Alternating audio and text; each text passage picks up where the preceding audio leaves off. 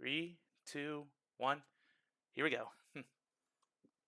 Greetings, fellow park enthusiasts, and welcome back to another StreamCast with the Park Geeks. I'm your host, Justin, and next to me are my friends and fellow Park Geeks, Kurt, Raul, and Daniel. Guys, it's good to see you again. It's great to see you too, Justin. And for this week, we are going to discuss the rides that we think are overrated, the ones we think are underrated, and even guilty pleasures. Yes, those actually exist for park rides here. So let's go ahead and get this thing started off here. For me, one ride that I think is overrated, and I know I am going to get a lot of flack for this. All right, let's hear it. Do it. E.T. Yeah. Yeah. Oh boy, it begins. Oh god! All right, duck and cover. I can just hear all the fanboys in distance. Oh no! Lightsaber. Wrong franchise, my dude. That's supposed to be your finger. Yeah, I think it's overrated. It was. I'm sure it was good for its time. I have very little memory of it when it was at its peak, but that thing is so there's a fine line between old school and outdated, and that ride is smack dab in the middle. Everything runs very robotically on there, and supposedly the reason why they have to keep it is to stay chummy with Spielberg. Well, okay, but if that's the case, Oh, you all right? you okay there, Raul? Let me make sure my phone's off. Okay, I'm just kind of wondering, is he getting ready to use the force through the camera here? Yeah, maybe. Okay. And I think it's boring as hell too. I mean, I'm sorry, but I just recently I took my cousins on that thing, and one of them got scared to death on the thing, but she was 6 at the time, so she was looking for some redemption. We get back on this ride, we go through it, we get off, and she goes, "That was boring." Yeah. And the wait time for it keeps going up and up, and yet Supercharged is still at 10 minutes. Yeah. It's like, guys, I know Supercharged has its issues, but it's way more indated than this. Yeah. I mean, yeah, that ride's kind of interesting. I remember I rode that, back when Universal was just Universal. This is before they built Islands of Adventure and before they even built the whole City Walk area. You used to actually park where all that is. That's actually used to be the parking lot, for those who are old enough to remember that. Yeah, none of that existed. But so I rode it back then. Even then, I'm going to have to say I didn't really care for it much. I mean, the ride starts out okay. I think the ride system's okay.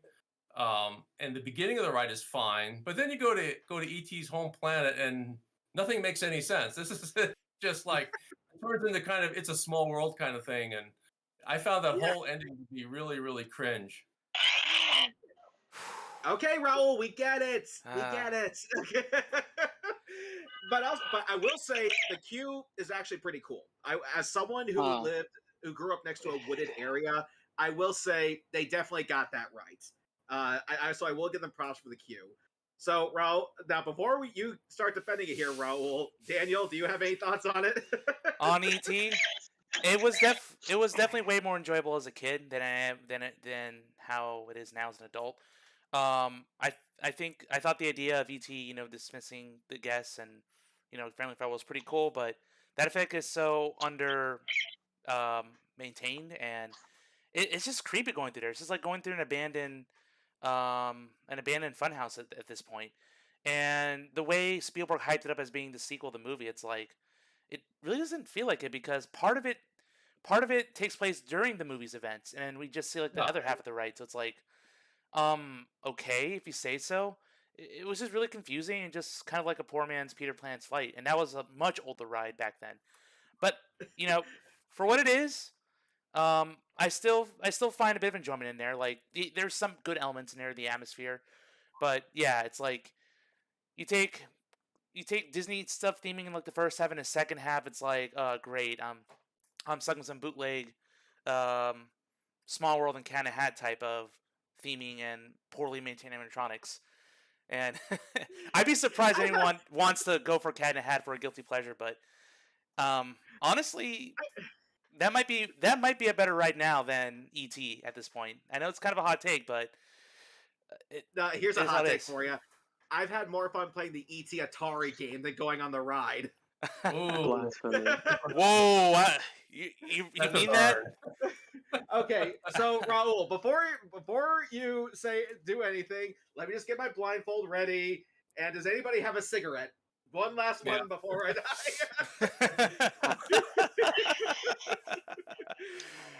So, Oh, man. Raul, do you have anything you want? Do you want to try to defend, or do you want to just discuss your a ride you think is overrated? I'll do a quick defense, and then I'll go to a ride that's overrated. Okay. I will agree that kind of makes no sense how you get to Earth, to the green planet on a bicycle. I will give you that. Although I will say it's better animatronics than Peter Pan, because Peter Pan.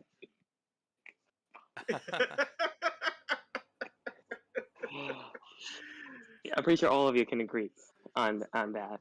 Yeah. Also, the shadow on the moon actually looks better than the little people on the moon on Peter Pan. It's like, All right. I mean, that's one detail, but I'll give you that. and then also I do enjoy that ET says your name. And it's a pretty cool Easter egg. And it's something unique, classic, because a lot of people would say, "Oh, Universal doesn't have any more classic because they got rid of Confrontation, Back to the Future, Jaws, all these other rides." So it's nice in a way to have a classic. And I will agree with you with the forest smell. I love, and I grew up with ET, so that's why I'm a bit more Yeah. defensive I'm kind of leaning on as well. on ET. Yeah. So it is nostalgia, that evil drug. but anyway, give us a ride you think is overrated there, Raul. Oh boy. We do it. I have a couple in the sense that I have one for Universal and one for Disney. Which one do you want me to kind of go? Let's do. You can pick either one, but I want to make sure everybody gets a chance to give their opinion. So if we have time left over, we'll do the other. Okay, so for Universal, the ride I think that is overrated, if I have to pick one, Transformers. Okay. Really? Okay. I can see it. The reason I say Transformers because I was originally maybe thinking Escape for Green Gods because I always see that ride with such a long wait and sometimes it feels like a short ride. But I also think of it like experience. You go into the first pre-show room, you go into the elevator, then you go into the main kind of ride. Some people say, "Oh, that was the kind of like Rise of the Resistance," but in a way, it's a lot more shorter, concise. The loading procedure than I would say Rise, but that's a different topic for another day. And it's an enjoyable roller coaster with Transformers. Literally, someone pointed out it's Spider-Man with the Transformers. And and the reason I can also say that is because someone said if you take the track layout of Spider-Man and Transformers, even though Transformers is on 2 levels, it is the same track layout. Even the point of Bumblebee catching you, Spider-Man catching you, is pretty much kind of like the same. The ride vehicles are basically the same ones. You're riding on evac, the other one is to scoop. It's basically the same vehicle, and some people are like wait an hour and 20 minutes for that ride. I'm like, you can also ride Spider-Man. Yeah. But yes, I mean, I'm also not gonna say that. Oh, like for example, some people say, but Disney has multiple rides that are the same in some of the same parks, and you don't say anything. Sometimes you can only do so much, but if I had to say pick an overrated ride, I'll pick Transformers. I would partially agree with that. I think it's a good ride. It's not a great ride. I think it's inferior to Spider-Man, definitely, because I think the Spider-Man attraction has a much better story and it's much better paced. Just the way the story unfolds as you go through it. Well, with Transformers, it's just an endless chase scene. It's just one long, continuous chase scene, and that's it. I mean, chase and action is all fine and whatnot, but you kind of want more, and that's why I think the Spider-Man does that thing much better. So I'll agree with you I'll agree with you on all those points. I do like the Transformers ride. I think you're right that it is at least partially overrated because I won't do it if I have to wait more than about 15 minutes. That's kind of my What did I say? This guy won't wait in line if it's longer than 15. right. But If they got other rides, I'll just go somewhere else. Yeah. I will say the one interesting thing with when comparing Transformers and Spider-Man is that, of course, Spider-Man has that fantastic scene where your vehicle starts to levitate when you're really not going anywhere. Yeah, that is totally awesome. The way they did that is that's like perfection. I've been on that ride probably hundreds of times by now, and that scene always amazes me that it works so well. Yeah, and while Transformers, the interesting thing is that with Spider-Man, you're just staying in one spot. With Transformers, you actually do go up one floor, but you don't notice it. And Right, when you fall and Bumblebee catches you again, you don't notice it. I mean, you think you would actually want to know that that looks like you're really falling, but Spider-Man did that way better. Yeah, and it doesn't even have an elevator in it. And not to mention Which too, allowed like even the buildings are painted sideways too. When you go, when you're Yes, going, That when is you're detail. levitating. That's great detail. Yeah. Yeah, so I guess I can kind of see that, but yeah, it's definitely something to do to ride. And the best thing is, you don't have to empty your pockets before you get on. Yep. I Carry your mean, bags. meter rides, yeah, you don't have to put anything in the locker. And fun fact, which Spider-Man, every other screen besides the one you're going up is a 3D projected screen that you need the glasses. If you technically take your glasses off in the part that you're going up and it says Spider-Man and says you're not insured for this, that is the only 2D screen in the entire ride. Really? Yes, every other screen is 3D, but it's that one where Spider-Man says you're not insured for this. Okay, Daniel, let's go with you now. Man, y'all made some really good points about the ride. It's really hard to. I'm having trouble like where if I find it like overrated because the expectations for that ride for me was like very low because once I heard about the ride system and when I'm going on, it's like, well, this has been in the era where it's like Universal was guilty of being very, I guess, methodical and lazier-ish on their approach to rides. So I guess it's hard for me. It's hard to classify something as overrated, but that does have a lot of long wait times. So for the wait times it does get, it is not worth it. 100%. I will not wait more than 30 minutes for that ride. I won't. I'll wait 45 to an hour to Spider-Man easily, but 30 for Transformers, no. I'm just going to avoid it. Although there's some better screen effects and it's great seeing the side of the screen. It's just I don't know. It just feels like the flow is weird. You don't get enough time with all the characters. It just goes from one to the next, and you just don't have the time to appreciate all the characters on screen. And the final confrontation with Megatron is not as impactful or memorable as you on the Hobgoblin's scooter flying through the air, and then you're trying to avoid all the shots from Doc Ock, and then he drops you. Like I think that was a cooler climax at that point than the way Transformers did it. So I'm gonna side with Raul a bit, but I think there's more overrated experiences than that one. Well, so your selection for an overrated ride is going to be Transformers as well, then, huh? Well, For Universal, it could be any park. Oh no. I was gonna pick something else. I was gonna shift to Disney actually, but if we're gonna okay. yeah. Right. Okay, so one of my biggest overrated attractions, I think it's an obvious choice, but it's definitely got to be the Seven Dwarfs Mine Train. I think that roller coaster at the Magic Kingdom, it's just a complete waste of space. In fact, I'm going to say the whole new Disneyland, not Disneyland, the whole new Fantasyland expansion. Yes, Fantasyland expansion is a failure in my opinion. It doesn't really add much to the land except for some meet and greets and some okay rides, but the biggest offender of it is Seven Dwarfs Mine Train. It's always over a 2-hour wait. There's no shade for it. Wait for it. Go ahead. And that was even after they took out the Fast Pass during the pandemic closure and stuff, and they reopened. It was still a 2-hour wait. Yeah, and compared to the other coasters in the park, it just dwarfs. Like I would rather ride Big Thunder and Space Mountain any day, and eventually Tron. Seven Dwarfs is just gonna be a distant memory. Like if I'm gonna go on, it's because it'd be someone else's first time, but this is really not that good. Even the best part of the ride, the whole animatronic scene, the mind, it lasts for like what 20 seconds, and then you're slowly I lifted out. think less than that. Yeah, so Yeah. it's Yeah, I've only done it once. it's highly disappointing. Yeah, see, I think the ride's only virtue is parents can go on with their kids, and like you can also bring grandma on that ride because they it's advertised as Seven Dwarfs, which is all real cute and simple and non-threatening movie. So I think it's kind of advertised as being non-threatening, so you could get people who won't normally do a roller coaster onto it. I think that's really its only saving grace. But yeah, I agree that it's totally overrated as far as a roller coaster goes.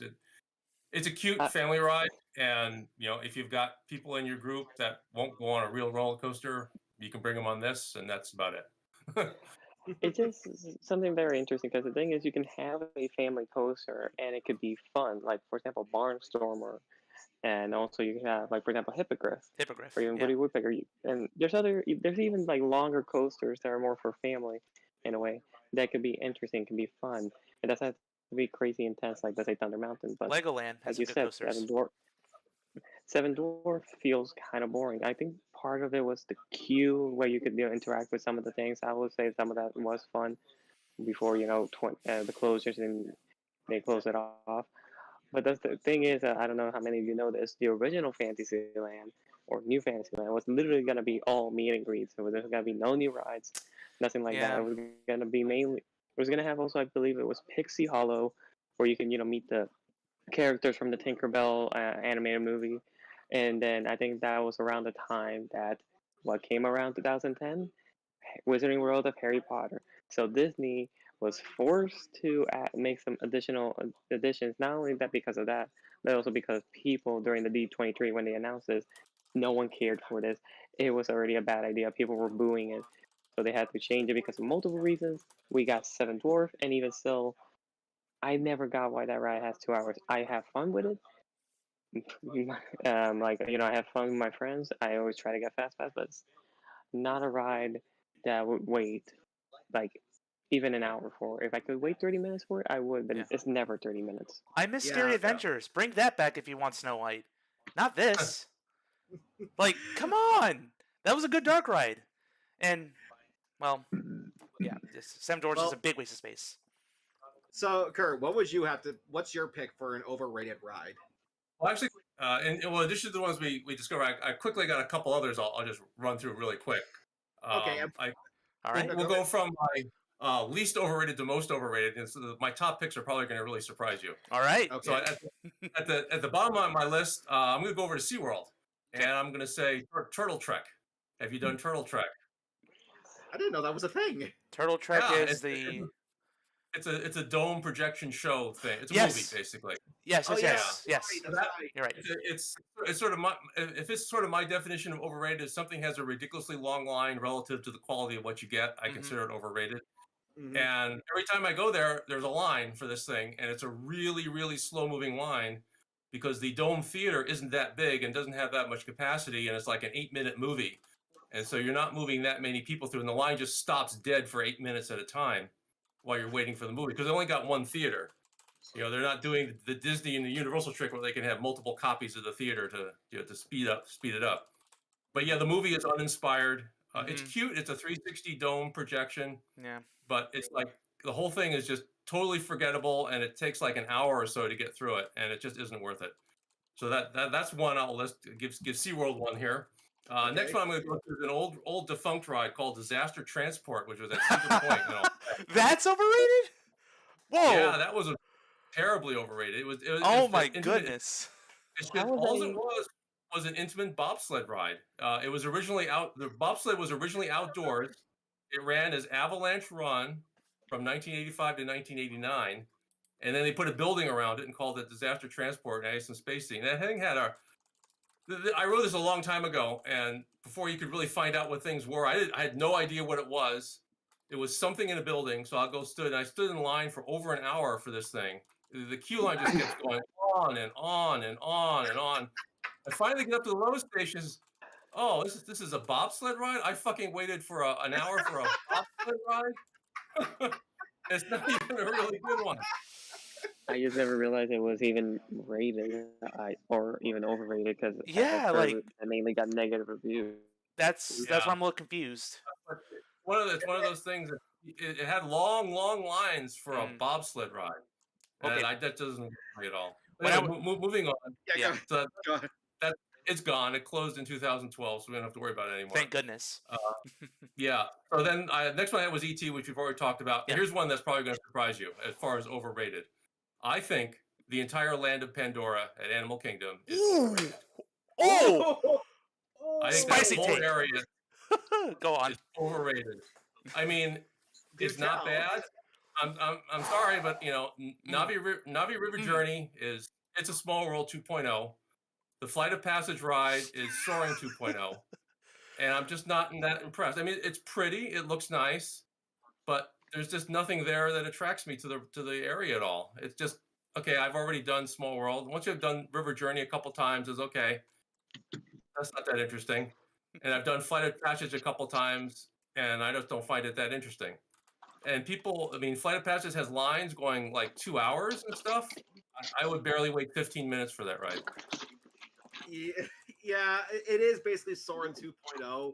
I mean, I still had fun taking my family on it, but yeah, I can't really argue at that point. It is Soarin' 2.0. All right, I just don't get the whole thing of that area. Here we go. Here we go. Oh, You got that banshee out. Yeah. He's disappointed with you, Kurt. Yep. There he is.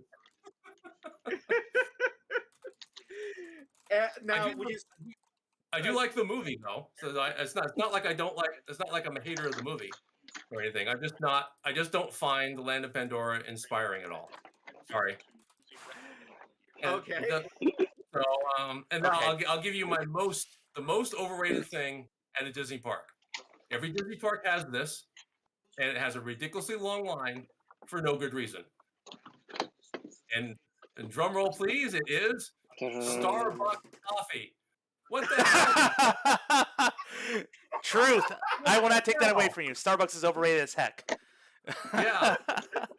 I couldn't believe it. When I saw Starbucks coffee goes in the Disney parks, I didn't think much about it. And then I actually got to like the Magic Kingdom, and also they have one almost the same layout at Disneyland. The place has a line. It's like 30 minutes to an hour to get a cup of coffee. You're going to spend thousands of dollars on a trip to a Disney park, and then you're going to waste your time standing in line to get a cup of coffee that you can literally buy anywhere else. Anywhere you can buy a cup of coffee. That, I think, is the most overrated thing I've ever seen in an amusement park. Starbucks coffee. Can we but it's not the Starbucks sprinkles with the Mickey ears. Oh my god! Yeah. Oh my god! But guys, can we just backtrack a bit on Pandora a little bit? I know that place is of high demand, but I really like Pandora. Like I think there's an underrated experience in that park, but we'll get to that later. I consider Pandora actually one of the best things Disney has done before the current modern era we did, before the disaster that was Galaxy's Edge, and before Toy Story Land. It's just, I don't know, man. Like going there at night and just, I know the ride experience is not completely different, but I will tell you what. My first time on Flight of Passage, my parents and I, it was just. I know this is cheesy, but it was very enlightening. Like I love the way all the effects came together. The smell of the seats, the queue, everything just seemed so grand in scale, and I just personally was impressed. Like I mean I don't think it's worth a 4-hour wait, but I think it's still wait like an hour plus for Flight of Passage. I wouldn't have an issue with that. I know you disagree, but I quite enjoy that experience as well. I quite enjoy the area of the park. Well, if we actually have some others, then let's go ahead and try to zip through those before we get to rides we think are underrated. So the other two that I had were Small World, because that thing is also very dated, but also like even compared to ET, like Small World just has painted on backgrounds. At least ET has depth with their Yeah. their sets. And the other I think is overrated, and this is my another Disney pick, Smuggler's Run, because Ooh. yeah, Okay. because here's my thing. Okay. Okay. I definitely had fun when I was on it. I did have a big shit-eating grin on my face, and I did felt like I was flying in the Falcon. But my issue was that they made the controls way too complicated. Like you have one steering wheel that makes you go left and right, another that makes you go up and down. You know, you just need one to do it all, right? Have you ever flown a spaceship? Have you ever flown a spaceship? Hmm? Justin? Do you know the laws of thermodynamics and the flux capacitor In a video and game. other scientific words? Okay, so Raul, what was the other one you want to mention? Okay, let's see here. Okay, if I had to pick overrated ride from the parks, Mickey Minnie Runaway Railway in Hollywood, I agree. Oh, and Animal really? Kingdom. If I have to pick one there, I will have to say Kali River Rapid, For the wait, I agree with and you. Yeah. and then let's see, Epcot. I will have to go with Frozen, Yeah. Easy pick. and then with Magic Kingdom, since there's several, I will say the Speedway, the cars, electric cars, uh, Small World, and then maybe Jungle a little bit. But they also have a soft spot for Jungle Cruise, so I'm not gonna put it there. Okay. Daniel, did you have some other selections that you want to quickly breeze through? You guys definitely named the most of my overrated attractions. I agree with making the minis. I was half tempted to put Rise of the Resistance on here, but I will admire some aspects about it. I don't know. Like it is the most hyped ride at Disney World, but I I don't know. still think that I still believe that Rise of the Resistance is a technological marvel. Yeah. It is worth doing. Do I think it would be better if they used the original trilogy? Sure. Of course. Would it be better if the sequel trilogy was better? Sure. Yeah. But as a ride, it's still good. Like that one's worth trying.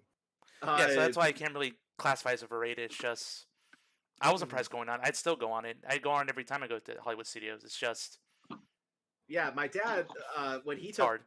his girlfriend on there, he is not a fantasy person at all. He has zero imagination and zero suspension of disbelief. But I wanted to know his reactions to it as someone who feels this way, and even he was impressed. It's like, man, there was action everywhere you looked.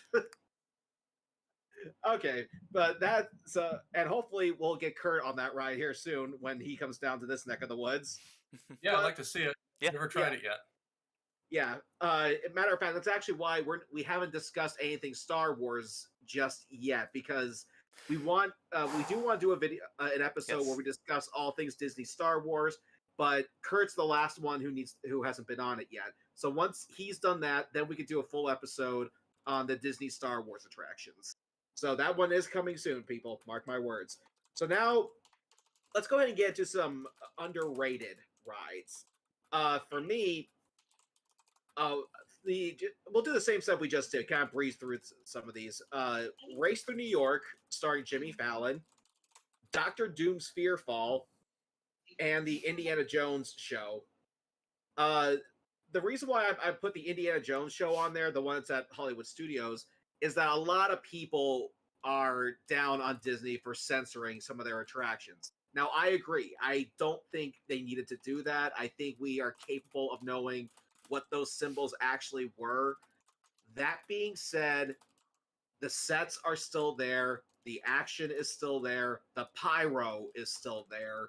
It's still the same attraction. They just fixed something that was hanging in the background, essentially. Yeah. So I don't like the censoring any more than anyone else does, but that's the least of your concern. They did not censor any of the action for that attraction. The rhyme was not intended, people. Sorry. I agree with you. Yeah. As for Doctor Doom's Fearfall, there's not a whole lot you can do with rides like that. I mean, granted, Tower of Terror, what they did was fantastic with that kind of ride. I'll never deny that. Busch Gardens Busch Gardens is a very interesting take on it, where it actually dangles you upside down and drops you. The idea is that you're an eagle swooping down to catch prey. But other than that, there's not a whole lot you can do. However, the theming for it is fantastic. It is fun to walk through those halls and see Doctor Doom's lair, essentially. And Doombot. And Doombot. And the ride is very quick, one and done. You can say you did it, it's over, and you got to see a pretty cool setup. As for Race Through New York, I get what a lot of the criticisms here. It is another screen-based ride in a park that has way too many, and nobody likes any of this woke virtue signaling stuff. I don't either. And I am happy to report that there is none on this attraction. Okay, it's not. Wait, I'm a little bit confused. Was there ever any, what's the word I'm looking for? Like, thought that was gonna be woke? Because I mean, I've seen a couple clips. The show is. Yeah, the show is, and I guess people were worried about that from the show coming onto the attraction. And I'm glad to say that there's none of that on there. There's none in the queue. There's none in the not exactly the pre-show, but the stage where the performers come out. There's nothing there. There's none in the pre-show or the ride itself. You can actually go on this thing and just have fun. And for well, let me finish this thought, Raul. For it being another screen attraction, this is certainly one of the better ones. Okay, the screen is much bigger than, say, like in the Minions ride. Yeah. It's also curved to make you feel a bit more immersed in this world. The 3D works fantastic, and everyone is always taken off guard by the initial burst that happens in the very beginning. And it's just a lot of fun. I mean, my folks, at least my mother, like, she doesn't watch Jimmy Fallon, but she had a blast on this ride. So, yeah, it is another screen-based ride, but it's one of the better ones. And like I said, you don't have to worry about being preached to. The queue being a museum, I thought, was very unique. There's only one other attraction that I at least know of that has that, and that's the horror makeup show. And sure, I don't watch the Tonight Show, but it's interesting seeing this legacy on display. Just how long it's been around, that only 7 people have hosted this thing. And you don't have to be a fan to appreciate a legacy. And that's what I enjoy seeing. You can actually hear sound clips from the show when you go in the bottom part of the queue, which is nice. So you get a little taste. That whole queue as well, then. All right, yeah. Raul, what were you about to say? I was just gonna mention that one of the, I think, criticisms, and I will say I maybe mentioned it, is the fact that out of anything Universal could have made, or even Comcast, that I know any company, specifically this Universal, will want synergy with their properties into the parks. Jimmy Fallon, like a Tonight show host, like, for me it never quite made sense, because let's say anything happens with Jimmy Fallon, let's say some sort of controversy happened, or let's just say nothing happens to him, he just decides, hey, I'm retiring, doing my own thing. What are you gonna do with the ride then? Because I thought the point of the ride is that he's the host of the Tonight Show. So let's say the host changes. Are you gonna change the ride to then have the new host keep the ride the same? I think they probably will. I mean, that's the advantage of a screen ride, right? You just swap out the video. Yeah, that's right. I've often said what I'd like to see them do is, by the time Horror Nights comes around, switch out the movie and have it be like a race through Sleepy Hollow. I thought that would actually be kind of cool. or Zombie New York, Escape from Zombie New York. Yes. Okay, that works too. And I know a few weeks ago, you were. I remember it was you, Kurt, who actually said that. Yeah, it's like is a late night show host really worthy of a ride, or something like that? Yeah, I think it actually turned out okay. I think it is. I think it's a nice attraction. I usually try to do it when I go to the park. I kind of like the idea of the queue-less area where you get to kind of just mingle around and a little bit of live entertainment comes out every now and then. I think that's kind of a good concept overall to kind of cut down the sting of the wait time. There's stuff to do. Yeah. Besides being on your phone. Yeah. Okay, so Kurt, what rides do you think are underrated? Raul, say something. I just want to add, if anyone is an anime fan, if they ever turn that around to anything else, it should be the Attack on Titan. The what? If anyone's familiar with Attack on Titan, it's basically these people fighting monsters, super big, and they have these gears that Yeah. they're flying Yeah. into the air. So it could be perfect. But go ahead. Okay, so go ahead, Kurt. What's some of your rides that you think are underrated? Underrated. I've got a couple. So my underrated rides are all old school attractions. Just from Okay. part of it I think is nostalgia for me, but I think they are actually decent rides. So just to name a couple, there was a period of time back in mostly in the 80s, I think, where people several parks had scramblers in the dark kind of rides. They took a standard scrambler ride, they stuck it in the building. They may or may not have added some lighting effects and turned it into a little experience ride. And I thought those were wonderful. I thought they were fun. They're terribly underrated. There are several parks that I know of that I've been on. Busch Gardens, Williamsburg had one. They called it the Catapult. It was a scrambler inside a building, and very simple theme. You go in there and it's lit and dressed up sort of like you're in the forest.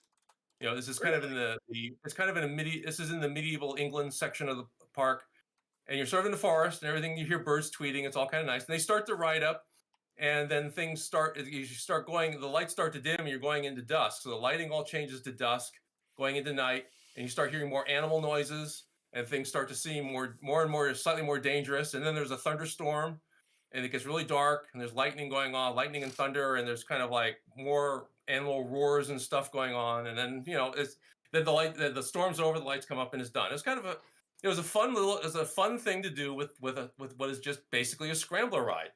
A number of parks did things like this, I can see. Looking at this, I can see how that would work very well. And the other one with New York Park, where I went to college in Rochester, New York, and there's a wonderful park still there called Seabreeze Amusement Park, and they had an attraction which is unfortunately no longer called the Gyrosphere, which was a scrambler inside a building. And they played rock music when the scrambler was running, and they projected images. It was inside of a dome building. They projected images on the walls. They had lights and stuff. So it's like a little rock concert light show kind of thing going on while you're on the ride. And several other parks copied that. One which you can actually still ride, the only one left that I know of, is called the Astrosphere at Funtown Splashtown, USA, which is in the southwest corner of Maine. This is the only park left I know that has a scrambler in the dark ride. The same kind of thing. You go into a building, they project lights, and there's images on the walls, and they play rock music, and it's just fun. It's just wonderfully fun, simple little ride that I think is just underrated. The scrambler has a pretty decent capacity ride. It cranks people through, and you have fun. So I think those are they used to be more around. I think those are just really underrated. Another underrated ride. I love the really old rides from I think it's called the Early Aircraft Company. Believe it or not, made amusement park rides a long time ago. They made a number of rides. You've probably seen the Rocco plane is the most common one that's still around today. But they also made the Rocco plane, a Lupo plane, a Flyo plane, and a Rolo plane. Okay, so you got to know the time frame. This was in the early part of the last century. This is like 100 years ago when airplanes were the cool thing, right? Airplanes were new and cool. So they got to get that word plane into every type of ride. But there's a ride, I love all of them. There's a ride called the Rolo plane, which is very extremely simple ride design, and it's just fun to ride. And I think they're very underrated. There's only a couple left. Knoebels Park in Pennsylvania has one. Lakeside Park in Denver has one. I think there's one or two others around, and that's it. So if you get a chance to ride one of those, highly encourage you to ride those. Another old ride I really like is the Whip. The original Whip, from what I looked up, was patented in 1914. So this is definitely an old school ride. Oh, jeez. Yeah, there's only a few of the original. There's a couple of recreations. There's a modern company that's rebuilding them, but there's a couple of originals still around in the country.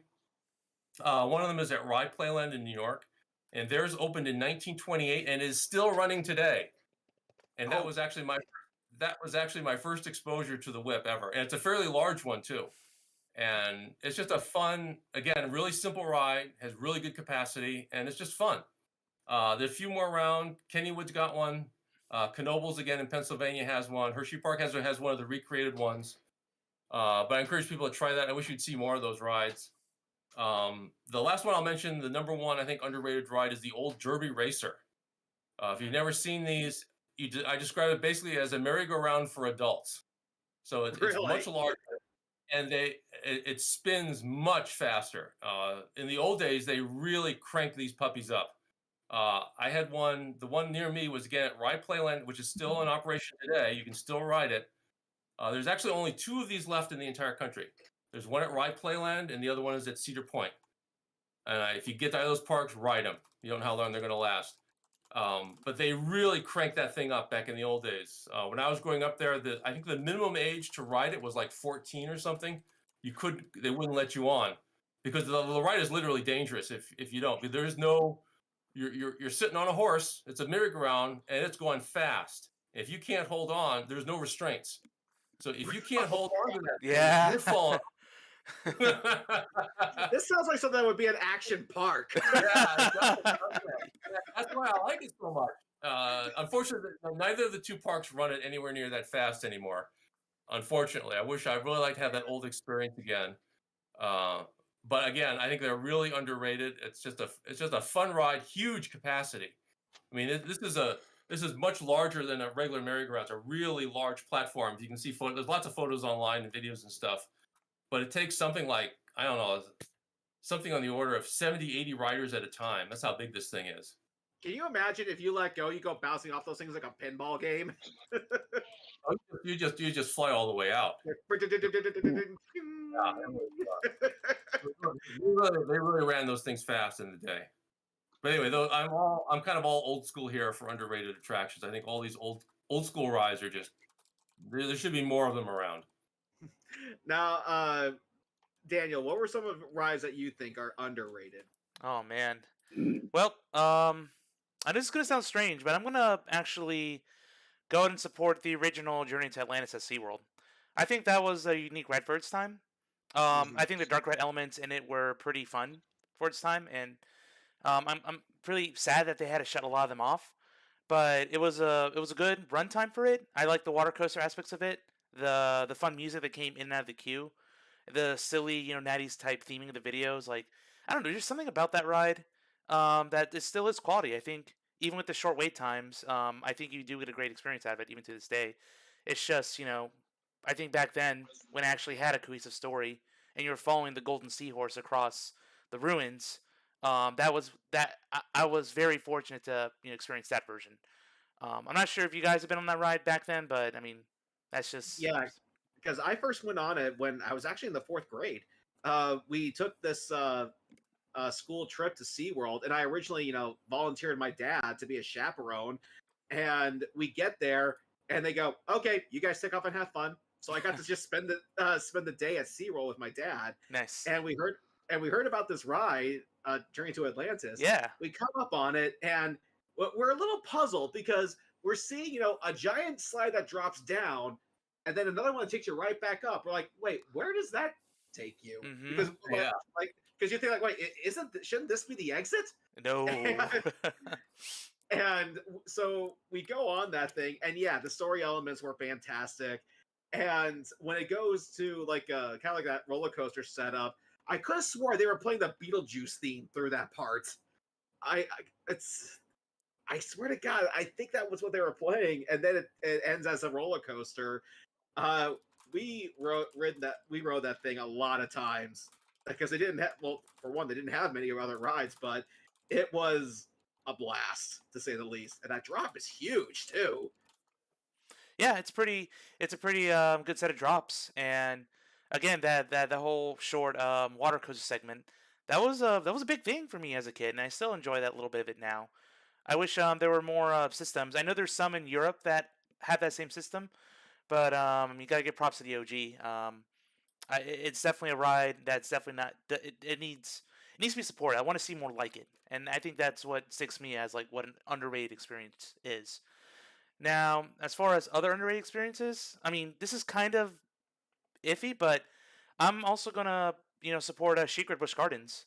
As short and sweet as it is, I think it's way more fun than people give it credit for. Even with the weird cramped restraints, I mean, I had a blast on it. Right, I was on it this last December, and the drops they feel, the whole water effect at the end, the whole small story behind it. It's simple, but it's really effective, and I could see myself, and I don't get dizzy at all. So I just go on it, and I can enjoy it all day if I want to. It's just quick thrills, never a long line. I think it's a good I think it's a good coaster of its type, and definitely overlooked at Busch Gardens. Yeah, I remember when you took me on that, Kurt. That was one of the few times where I experienced a roller coaster where your feet still dangle, but the Mm-hmm. track is not above you, which Yeah. I really preferred that because the ones where you hang down from, unless you're sitting in the front row, you can't see in front of you. Mm-hmm. So Why do you I want to see anything? yeah, so I personally love that. Plus, not to mention, right when you're about to go down the first drop, it just stops Yep, right there. Just it let the changes every dangle. time. Thank you. I love it. Yeah. We're all guessing. Yeah, those dive coasters are awesome. I've been to I think I've been to all of them. There's one opening in San Diego which I haven't been on yet, but I think I've been all the others. Just love them all the time. Just Oh yeah, the the idea that Emperor. vertical drop, and I got to go on the original prototype model of that, which is at the Alton Towers. It's called Mhm. Oblivion, and that one you dive. It's much shorter. You dive down into a hole in the ground, and that is really fun. Oh man, I gotta Yeah. get on that. I love that. Excellent little ride. It's a very short. It's much shorter. There's only one drop, Oh, but still. but it was basically the prototype of that design. But it's And it was a definitely worth record break at the time. Yeah, a very really fun theme to it. A simple, fun theme. Great ride. Now, Yep. did you have one more that you wanted to discuss? Me? Yeah. Yeah, well, it's more of a response. Like, I'm sorry, but I'm one of those fans that actually will support Smuggler's Run. I think that's an underrated experience. Because the feeling I got stepping inside a Falcon for the first time was incredible. And I don't think the controls are that complicated. It's just up, down, left, right, and press a button to repair stuff. You have to Well, keep yeah, it simple. You have to keep it Yeah, Are simple you for all the calling digital guests. Justin old? What? I'm saying that I can handle it by myself, but I don't know if my shipmates can because Oh, I can handle it. I flew with my can handle 7-year-old cousin. We did fine. Because keep in mind that like, the two times I've done that ride, my dad and I went on the single riders line, and we got stuck with families who had no idea what they were doing because Yeah. there's a moment in the ride that like they let the parents let the kids pilot. Good choice. And there's a moment where you have to make the jump to hyperspace. Now, whenever you have to press a button or push a lever, Yep. it blinks green. That's the highlight. That's the signal. That's what you got to do. And the switch is blinking green. Switch is blinking 40 green. chess going up here. What do? The switch is blinking. Then finally, I just holler out, "Pull the damn switch!" Come on. And the parents, they thought it was hilarious. Like, oh, this. Yeah, And plus it's an attraction with an Easter egg in it. I think that's cool with Chewy mode. It's like there's little bits and secrets about that attraction. And Yeah, Do you know how hard it is to get Chewy mode? I've heard You have it's to make quite hard. Because you have to make sure everyone does press the buttons correctly at the same time before the ride starts. that's why you go in Yeah. with the party and then you all coordinate. You just don't do it with strangers. But that's cool. Yeah. Like no other Disney ride does that as far as I'm aware. And then Yeah. the fact that there's okay, I'm going to sound really stupid here, but um there's story elements that you can do that tie into this. And I think that's like the only cool thing you can do. Like Hondo, beating Hondo from the series is interesting. And even I know there's a lot of criticism of the Star Cruiser, but it actually does play a part in that story. So They do their best. I think it's an attraction that is not just a glorified simulator. I think it for its technology and its high capacity, it's really impressive. So I want to see more like it, The and I want to see the different one missions. downside Just is make that it sure your needs riders more are new coordinated. missions. What? Uh, Sure. just make. Go ahead, Raul. Go ahead. No, you first. Just make sure your shipmates are coordinated. Yeah, That's all I can say. I Otherwise, have fun every time. Just so I don't mind that was waiting an hour for driving it. me crazy. It's like you press this button. It said in the pre-show. What are you doing? It's like I can figure this out, and I'm a moron. But those are my Okay, three. Yeah. okay. So Raul, what are your three for underrated? Okay, underrated rides. I know this is gonna sound very weird. Seuss trolley to this Dr. Seuss trolley in the sky Good and the choice. Oh, Sue that lamp. Good choice. And another one I feel that is kind of underrated in a way, Muppets oh Mm, Muppets 3D. 3D. Muppets 3D. I feel like it doesn't get as much love as the Muppets in general need a little bit more. his shows has And aged then so much, man. I don't know. That's I just me. will say I'm a little nostalgic for that attraction because I think that was the first time I ever experienced a 3D film. And so, because I'm sitting there as a kid, we got these glasses on, and then here comes that 3D logo coming right at you. And as a kid, I'm like, what? I mean, it does, it does play tricks on you as a kid. And Yep. then and they still had, that one weird Wookiee looking character in a costume that come out and say something to the audience. And the brick walls behind you are breaking because those are screens.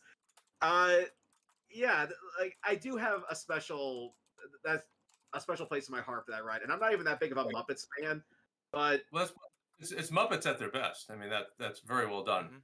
Mhm. mhm. Yeah. And I will mention this. Indiana Jones is a kind of underrated, not underrated show. I would say just it's a very fun show. Although I get mad at this one specific part, because unless you're a real film person, a lot of people won't catch this.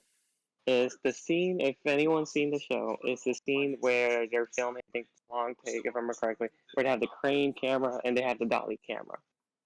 Like they have, the two separate cameras at different, one dolly that goes up and down, the other one being pushed in a cart. Is that The the issue I have, Cairo hmm? scene? And it's the Cairo scene and also the scene with the German in the airport.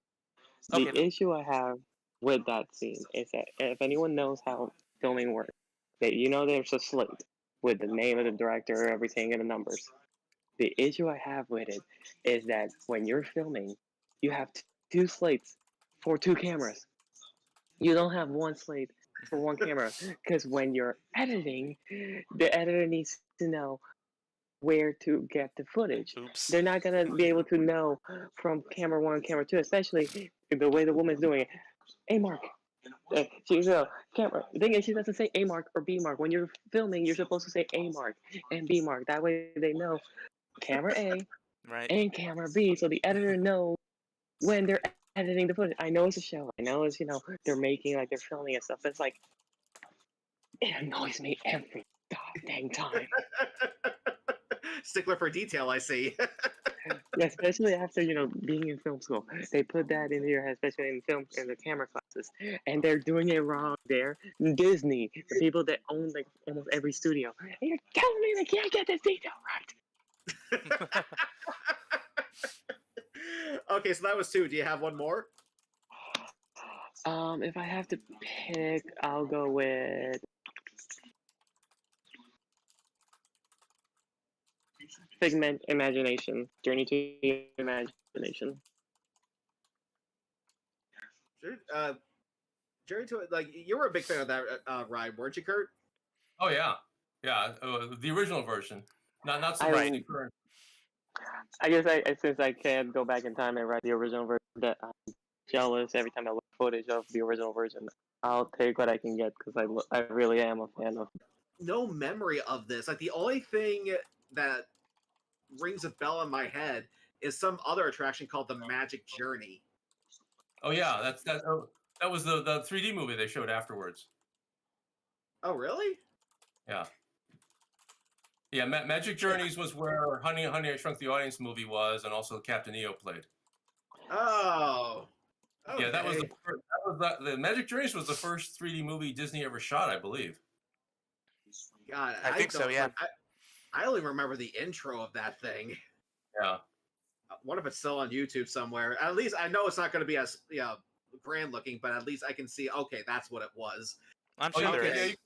Yeah, people have posted copies they shot with a camcorder. Of course, that was a long time ago, so it looks pretty shitty. Yeah. Fuzzy camcorder footage, yeah. Now, this is the part where we lose all credibility. This is the part where we are going to humiliate ourselves and discuss our guilty pleasures. Now, for the record, I want to specify, for me at least, a guilty pleasure is something that you know is bad, but you can't help it. There's something about it you like for all the wrong reasons. Case in point, The Room. Okay? Yeah. It's a bad movie, but dear God, it's hilarious. I did not hit her. I did not. Oh, hi, Mark. Oh, hi, Mark. So, here we go. My first guilty pleasure. Supercharged. Okay. I knew you were going there. We always go when I go with you. I like Fast and Furious Supercharged because, number one, I don't have to empty my pockets. It's so over the top and stupid. It's hilarious. It's so poorly executed. It's hilarious. And also, but one good thing, no weight restrictions. Oh, you can be the biggest badass on the planet and you can still get on that thing. It is bad. I mean, it's like if this was about speeding cars, I'm getting outrun by a turtle. It's so stupid. But when you're on this thing with when it's full of people who don't know any better, and it goes ride or die, and the entire crowd just starts cheering, it lands, ride or die, and everybody's laughing because some of them agree and go, this was so stupid, but they're laughing anyway. Some legitimately enjoy it, particularly kids. However, again, like, I don't have to empty my pockets. It doesn't matter what your weight is. And it's so stupid that I find it entertaining. I mean, I would go on Reign of Kong more often, but that line's always full. So here I have the weak substitute I can do instead. And I'm not even a car person at all. I know so little about cars. I call myself car-tarded. I don't know anything. But however, my uncle, who hasn't seen the movies, I did take him through the queue, and he actually did like the cars. And as you pointed out, Kurt, the queue is pretty much better than the actual ride. And I found out that those cars did come from the movie. So that's pretty cool. Yeah, so I'll give them that. So yeah, I will say it right here live on camera. I do like Fast and Furious Supercharged. I know I have brought shame to the Park Geeks. Dishonor on you. Dishonor on your cow. Yeah. No, but my other two are the Navi River Journey. I do like that ride because, yeah, it's basically Small World 2.0, but it needed an update. And I would much rather look at all of this than creepy dolls in a painted background. You know, I'm with you. I really want Navi. So the Navi River Journey, that's my second choice. And the third one is Cali River Rapids. Now, I've only done that ride once, I will admit. However, a lot of people say it's bad because it's short. At least when I did. I don't know if they've made any upgrades to it. No, same ride. They have, yeah, just kind of go up and down on this thing. But I had never been on a water ride where the ride vehicle is, you know, one of those tubes, like from a River Rapids rides, that goes up and then goes down a drop. I had never experienced it like that before. And it was actually kind of cool. The fact that you could be going back down on this drop, it can be a scary situation. Yep. So those three are my guilty pleasures. And I even have the supercharged mug Right, Bond. Yeah. Merch. It'll never go away now. Granted, I gave it to my brother because he likes Fast and Furious, and even he admits the ride is stupid. But yeah, I like those 3 rides. So, Kurt, have you figured out what your guilty pleasures are? Yeah, I've got a couple here. Ones we talked about before. We talked about the Shrek 4D attraction. That was always one of my favorites. Say what you will, the 3D effects were the cheesy ones with the spiders coming down and all this kind of nonsense. And I know, Justin, you didn't like the seats because they made too much noise with the little air pistons making the seats rock. But I thought that was great. I just love that. I would go on that like almost every time I went to the park. I've definitely tried to get in and see that. Cause that was a fun story, and I never got tired of it, no matter how many times I saw it. So that's one of mine. You can.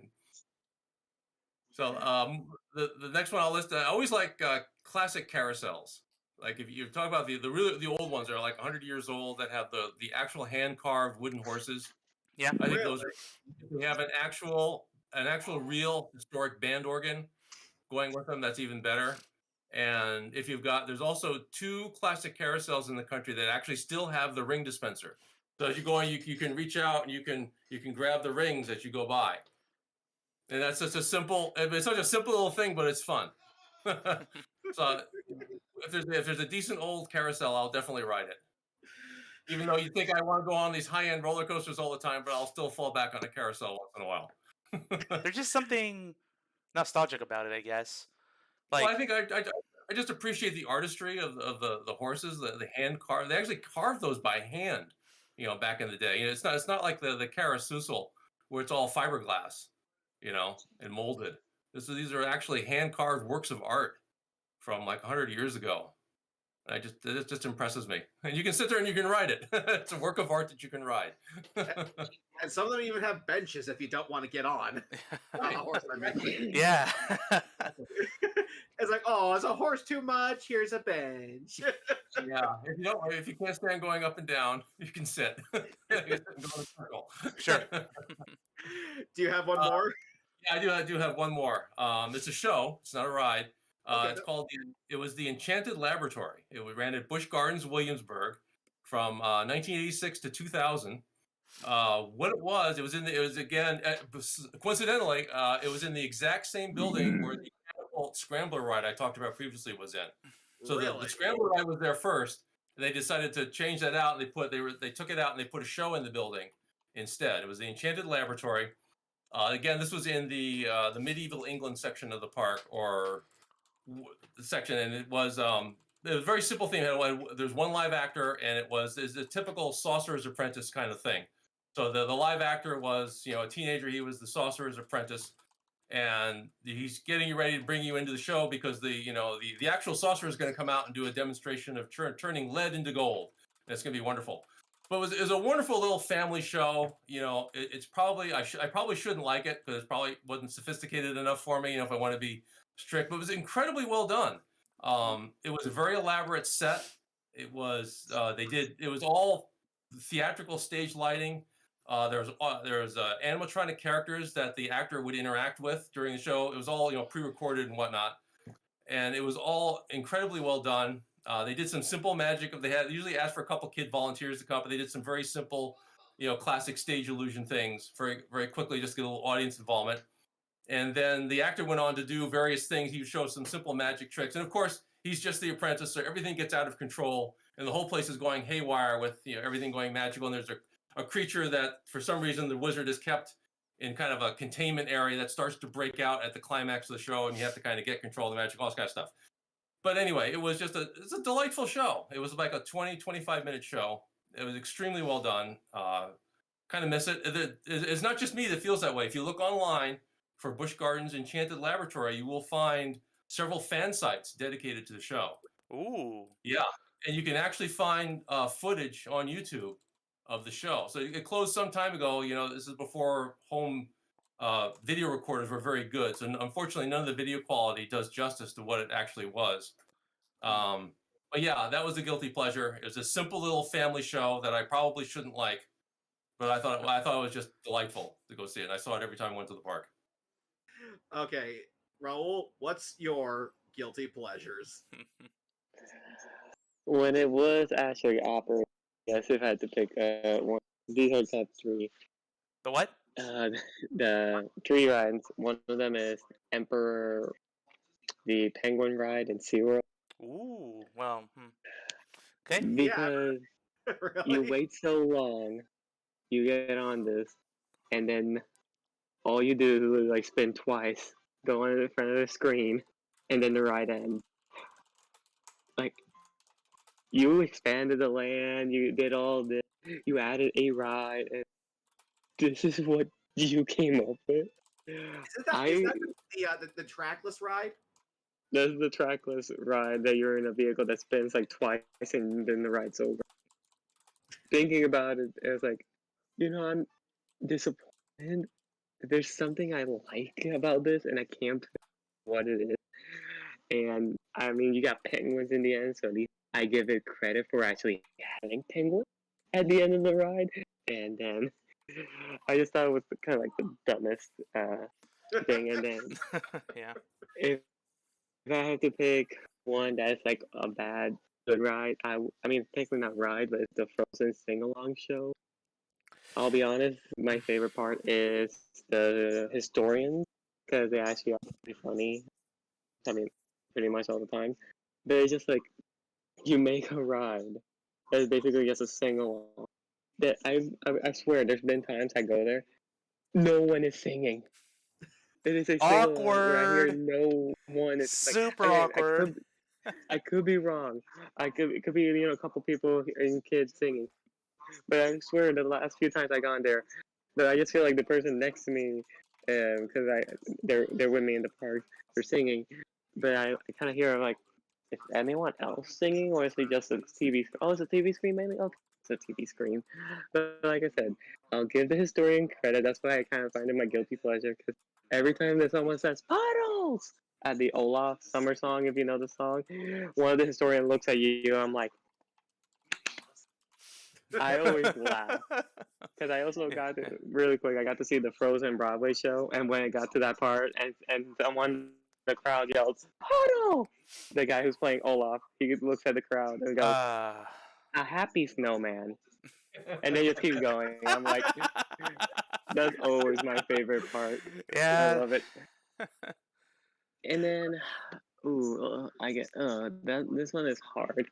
I'm gonna pick a ride from from um, Bush um, from Busch Gardens.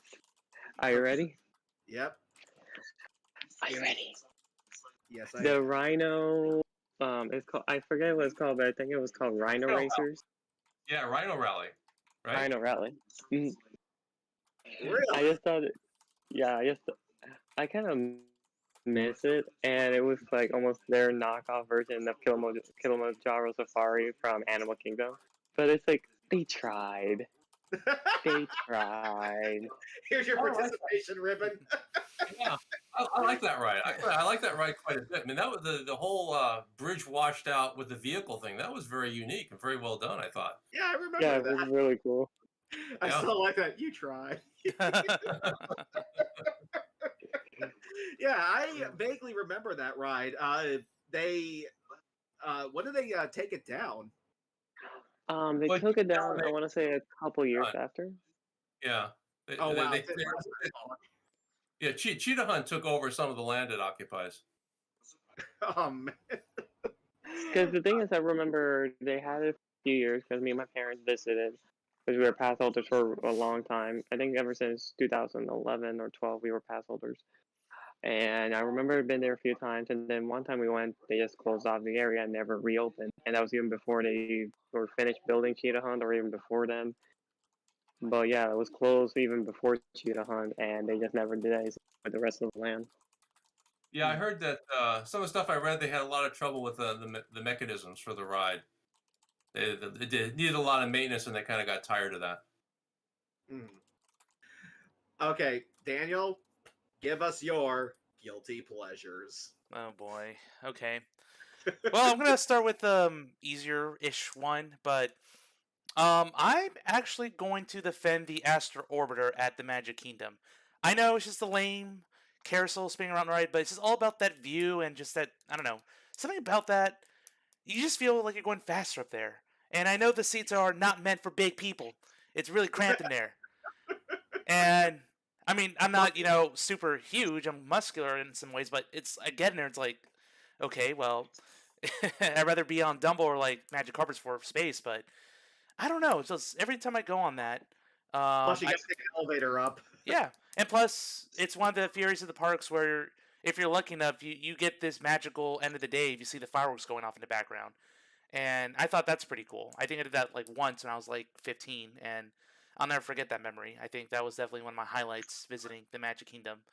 But yeah, I mean, obviously it's not worth the wait, but if there's a chance to go on it just to see how it's like, I mean, on the wild, like I'll defend it, right? I think that's probably the best of the kiddie carousel rides that they have at Disney. Um, and even across other parks I've been to, because it's just very low to the ground. The height advantage really helps. So, and I think it's even higher here than it is at Anaheim. So that gives it even more of a plus. But I'm not too sure about that.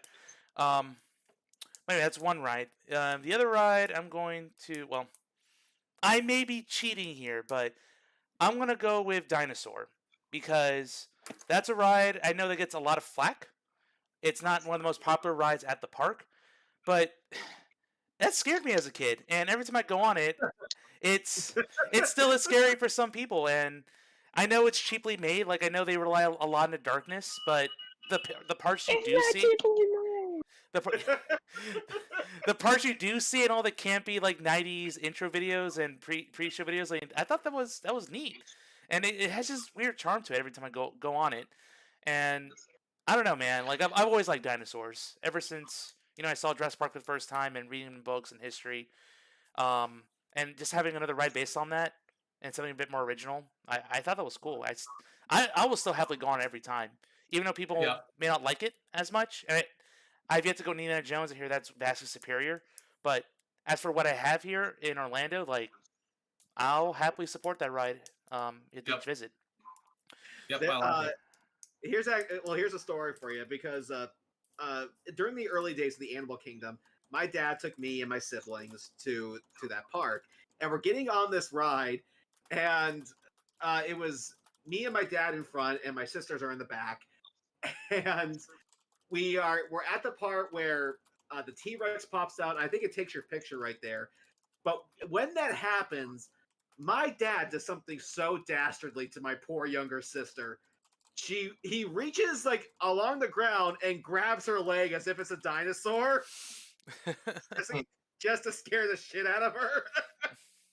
And yeah, it worked. And my dad buys the photo. Oh no. And we still have it. And my sister's like, I still haven't forgiven you for that. Right. Okay, so what's your third pick for your guilty pleasure? All right, well, I named two Disney attractions. I'm going to name one at Universal. Kind of a controversial take, but I actually do enjoy going on the Simpsons ride. What? I know. I do. I'm sorry. I do. I kind of enjoy it. It's weird because I'm not a super fan of the Simpsons or this universe. But I don't know, just every time exactly. I go on, why? I don't know. Like, okay, well, first of all, it takes a lot of low shots at Disney, which always cracks me every time I go on there. So all the parody spoofs. If Shrek is gonna take that away from me now that it's gone, Simpsons is the only bastard that I have left. Give me a break, man. Let Universal he can like Fast and the Furious. He can like the Simpsons. That's fair. That's fair. Now, I will never put The Simpsons above the brilliant ride that was Back to the Future, but for what it's worth, I think it's an okay replacement. I don't mind. I don't mind. Seeing the facade and going inside it and just having the characters be all goofy and stuff. Like I smile. I genuinely smile every time I go on that ride. It doesn't make me as dizzy as people claim it does, and I don't know. Like I feel like the pacing of that ride is better than Transformers. Like you get to hang out with all the characters for enough. They have their own gags. And it comes up to this fun climax, and it just feels like a cartoon. It's just, very wacky and very in line. So, um, one thing one thing I will give that ride is, all jokes aside, I will say I like the theming better because, mhm. rather than just be, what is it, the New York World's Fair, is that what it was? Yeah, Which and also For the the Institute Back of to the Future Future. Technology. Yeah, that. This For this, they decked out the entire area as if it's Springfield. Okay, you got, Moe's Bar, you got the Krusty Burger. You go yeah, inside there. There's way Yeah, more restaurants that are themed off of various characters. So, and there's even food trucks there, like from the IIIB. So, I do have to give it some credit that I think the theming is better. Because, I mean, frankly, I think your eyes are just generally more attracted to cartoons because, it's bright colors. So I will give it that. Plus, I like. There's one nice touch that the ride has that I do like, and that is, when you come back down, you see like those fake fire flames in there. yes, Yeah, I thought that was actually a good touch, as if you're just getting off this ride that just collapsed. I will give it that. All jokes yeah. aside, there are things to like about the Simpsons attraction. Oh yeah, I think it's a very good ride. I think story wise, it comes together better than Transformers does. It feels more like you're in a complete story. Mhm. The whole experience, whatnot. Even while you're waiting in the boarding area, it kind of all fits together much better, I think. And my dad, who is very weary of money, he got such a chuckle out of the opening line. Parks won't kill you as long as you still have a dime in your pocket. Right. yeah. Like Yeah. it knows how to make fun of itself and just parks in general. So there's some charm to it. Like Yeah. I'll defend it. There are worse rides Uh, out there, worse simulator rides. At least I'm not defending freaking Akbar from Busch Gardens.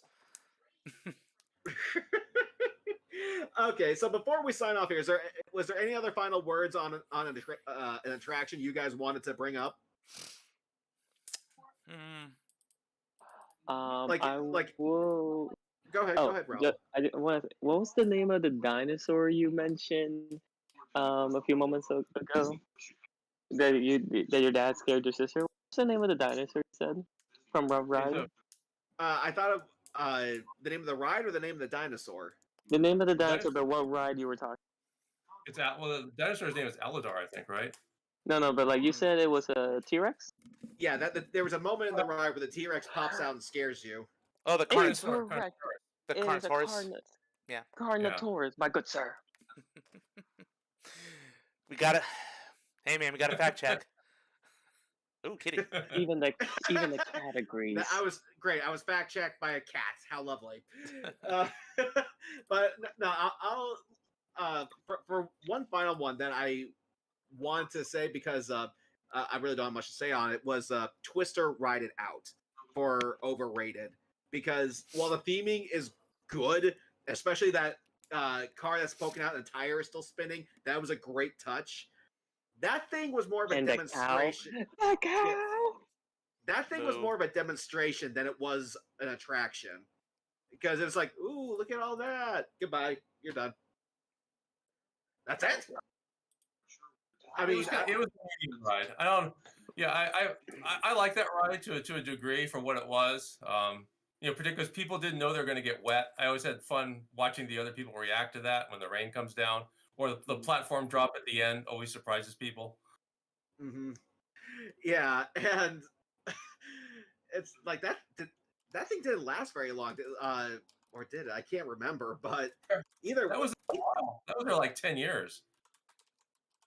okay, I'll give it that. I mean, because I do like the movie, but I just thought like this attraction needed to be something a bit more, like as if maybe I don't know, you're tethered to a pole and you're feeling like tornado winds gust at you or something. Just it's like, what did we ride out here? We watched a show. Like that was it. But you were in the theater with it. You're in the theater with all the weather. Yeah, I mean, like it definitely looked cool. The theming was good, but I was expecting something a bit more. Like, tie me to a pole and let my body just kind of like flap there in the air from the twister. All the safety hazards. It wasn't with that Okay. windy in there, honestly. I felt more wind in a hurricane simulator. Right, right. So was there one final note that you guys wanted to give off as well, As far as underrated, overrated rides, or a guilty pleasure? Yeah. um, checking my list here. I don't think there was anything else I wanted to cover. All the rides are Mickey and either Minnie is Mickey Minnie. Mickey and Minnie was not a worthy successor to the Great Movie Ride. 100% agreed. 100%. I still need to check that out because I don't know much about it. I've seen some clips, but I don't know much about the I feel ride. like you'll enjoy the ride for kind of what technology is using, but I'll be honest, it's nothing too special. Yeah, there's some weird scenes in there too that just kind of breaks the flow Mhm. and just rushes through the climax. I wish they really extended that out and did more with the trackless vehicles. They did more with Rise of Resistance than they did with here. I think they do more in Ratatouille, honestly, than this ride. That's They another do. one too I want to see. It may not be the best Pixar movie, but it has its moments. It's still a bit charming. I like it. Yeah. I'm sorry, it's better than all the Cars. I mean, better than Cars 2 and 3. I'll give Cars 1 that it was charming in a way. But Ratatouille, I am talking about the movie that gets you wanting to cook. And it's a rat cooking it. Made by the same guy who made The Incredibles. The Yeah. Incredibles! All right, we're wrapping things up here at Park Geeks, and tune in another 2 weeks where we are going to be discussing passes. Every single amusement park has its own annual pass, and for this we're going to discuss what we expect out of an annual pass, what should not be expected, and which one would be the right one for you. Because not all passes are created equal. If you live in the area, perhaps you want a different one. If you're someone who just visits on a routine basis from time to time, like Kurt, then maybe you don't need the most expensive one. So join us here where we're going to be discussing the various types of annual passes, and also Kurt will be down here, and we can finally show him the Hagrid coaster, the Velocicoaster, the Born Stuntacular, and hopefully Galaxy's Edge. Yeah, it's a lot, but you can do it. You can do Yeah. it. We're working on it, people. Give me some dates for Universal, though. I gotta make sure. I just gotta say, you scared me because I saw the person in the background. I thought it was like behind me. I was like, Me? That was my roommate. yes, you. I didn't know. I thought it was my screen. I thought it was like a haunted movie or something. I was gonna be attacked. What? Wait, It's don't worry, Raul. Horror Nights is coming. I know. Just They 6 better months make an away. announcement soon. This is almost from Park Geeks saying good night, everybody.